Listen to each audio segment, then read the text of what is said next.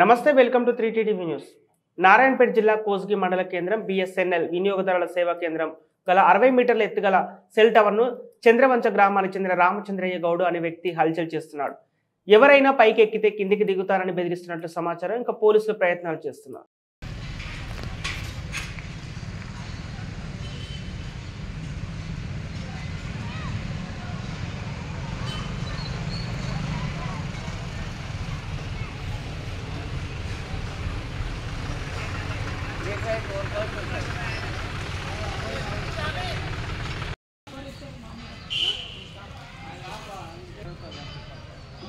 మీ దగ్గర cell tower ఎక్కితే ఇంటి దగ్గర కూర్చుంటారా ఎవరన్నా?